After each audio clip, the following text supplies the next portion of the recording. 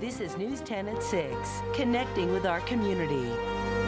Sacramento's famed Crocker Art Museum is in the midst of a renovation project. A new wing is being added. It should be open to the public next year. In the meantime, an exhibit called Treasures, Curiosities, and Secrets, the Crockers and the Gilded Age takes a look back at how it all got started in the first place. News 10's Jonathan Mum takes us inside in this week's high-definition California postcard.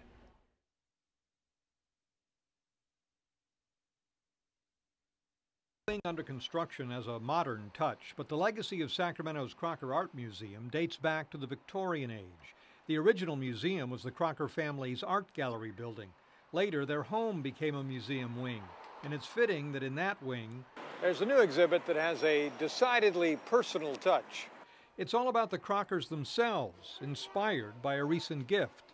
And that was a gift from the great-great-granddaughter of Margaret and E.B. Crocker, and she wrote a letter.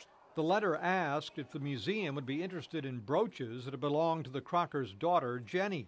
One of them in particular caught the eye of museum personnel. When we were touring the galleries and we stood in front of the portrait of Margaret Crocker, what we realized is that she's wearing the brooch in her portrait.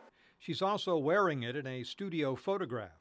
And so after more than 100 years, the brooch came home. It was a wonderful moment to sort of stand there and get goosebumps when this brooch made its way back.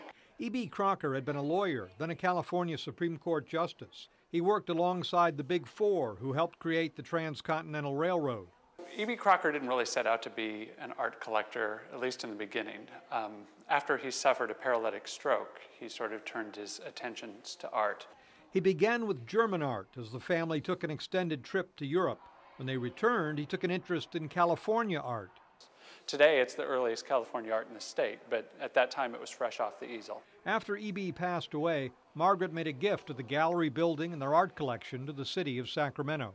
On May 6th of 1885, there was an enormous celebration. It was called the Floral Festival, and hundreds of thousands of flowers were brought in celebration of this great gift. Clothing, hats, shoes, and other items of the times indicate it was a Gilded Age, but the Crockers also had their share of tragedy.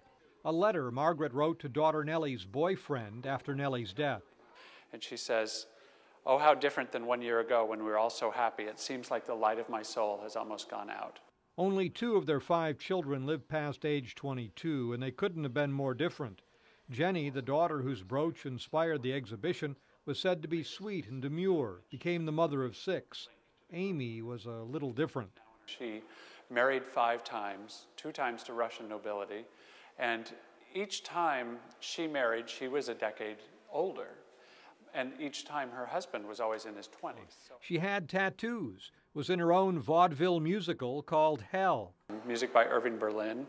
One of the Hawaiian Islands was given to her by the King of Hawaii. I'm not sure which one. I don't think it was a very big one. And she just led this crazy, crazy life. And she wrote a book near the end of her life called And I'd Do It Again. A family as interesting as the art they gave to Sacramento. In Sacramento, Jonathan Mum, News 10.